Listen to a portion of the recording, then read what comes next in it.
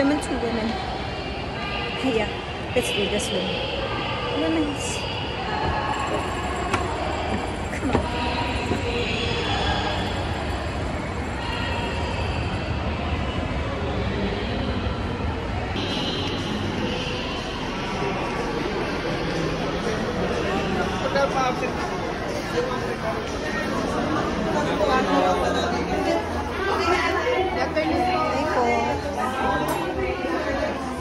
We all, and we will bound to commit mistakes, right?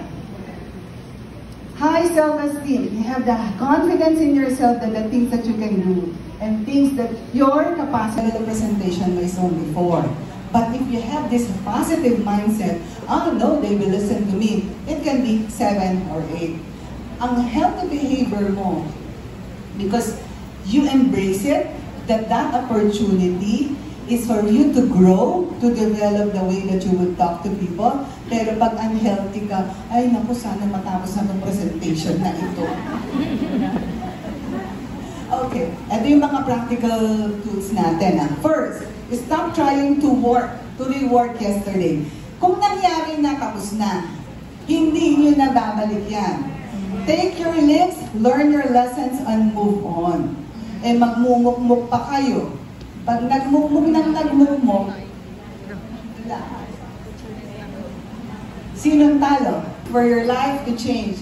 Kasi in many cases, ang kailangan mag-change kayo, tayo, bago natin makita ang changes. Para madalas na natin narinig yan. Do not wait for your spouse to change. Do not wait for your children to change. Kayo ang magbago muna. Ako muna ang magbabago before I can see changes in the family setting. Focus on what you can control, not what is not within your control. Huwag na. Have the voice. You need to have your emotions the voice. Why? Ano ba ang shortest verse in the Bible? Battles in the mind. Like Jesus wept. battles in the mind. Jesus did not cry. He wept.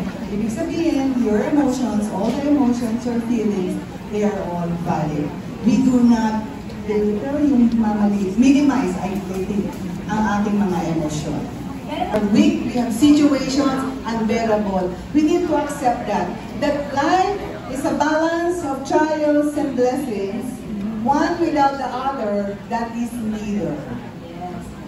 So parang pinakikita namin ni Sister Ate Malu ay yung ating maskara, meron talagang lugar. May sabi ko kanina, di lahat ng maskara ay masama. Lamang, dapat alam natin gamitin. At yung ating pagiging stress, when we become the stress manager, yung paggamit ng maskara ay mailalagay natin sa akmang lugar. Yan. So, di ba meron tayong mga options doon? Paano tayo tumugon doon sa ating maskara? Tatanungin ko na naman sila, tapos dito. A lifestyle that honors God. Okay, our next speaker is Sister Milbrad Siambao.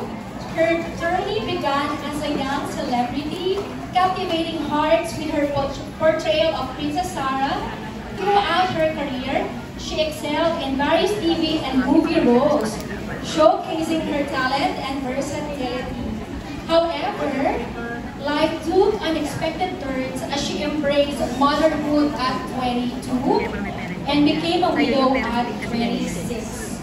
In the midst of trials, Camille found love again with her grade school classmate, DJ Yambao, and together they built a happy blended family. Their union is anchored in faith, with God's guiding hand at the center of their marriage and parenting journey. Beyond the spotlight, Camille is a devoted servant of the Lord, utilizing her platforms to spread His message and influence. She wears multiple hats as a wife, mother, actress, host, and school directress of Roots Academy, a faith-based institution in Cainta, Rizal. With unwavering faith and determination, Camille continues to fulfill her purpose, inspiring others to walk in the light of God's love. Ladies and gentlemen, a round of applause please for Sis Camille Pratsiambao.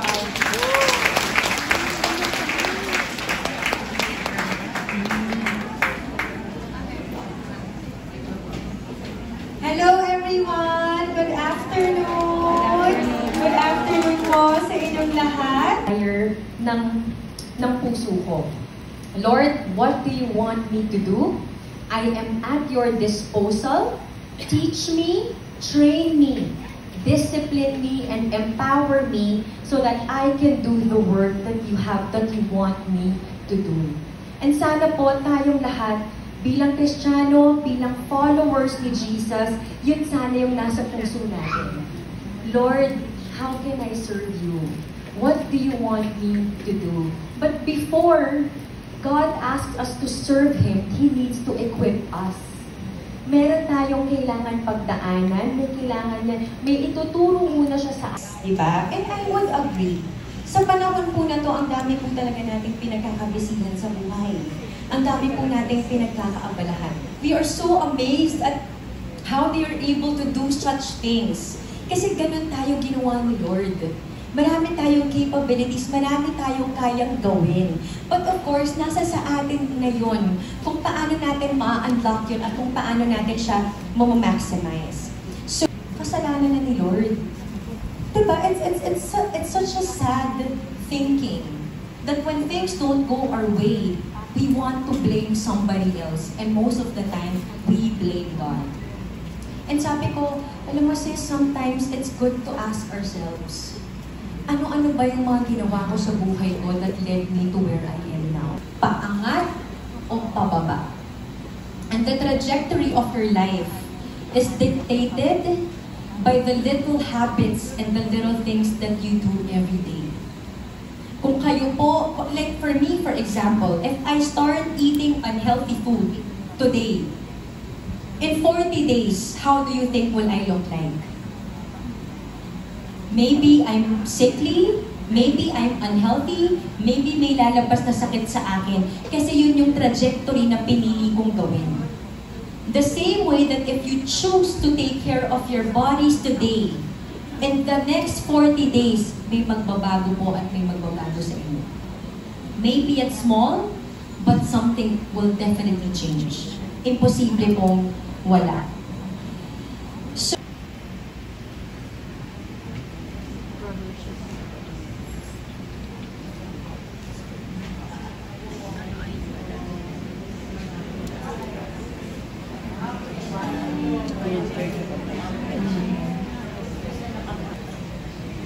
How will you spend your last 10 years? Maging consistent. Ang hirap ituloy-tuloy. How did you overcome those challenges when you decided na, sige, todo na to, I'll commit on physical fitness, and paano siya nagtuloy-tuloy? Parang for me, what really worked was to really set simple goals. Minsan po kasi meron tayong gustong baguhin sa buhay natin, tapos gusto natin drastic agad. Yung kunwari mag-workout ako, so bukas magbubuhat ako ng mabigat. So if you do that, syempre mahihirapan yung katawan mo, masasaktan ka. And then the day after, dahil nasaktan ka, tuloy. Yes. Kahit po anong edad ninyo, kahit po ano ang meron sa inyo, it's never too late to start. Hindi po ako naniniwala doon. Meron po kasing mga ibang nagsasabi, ay, may edad na ako, hindi na yan kaya ng mga buto ko. Hindi po ako naniniwala. Marami po ako kilala na may edad na, pero very healthy pa rin ang lifestyle. But my suggestion po is start slow, start small, and set clear, simple goals for yourself. It's never too late at wala pong imposible, especially kay Lord. Amen!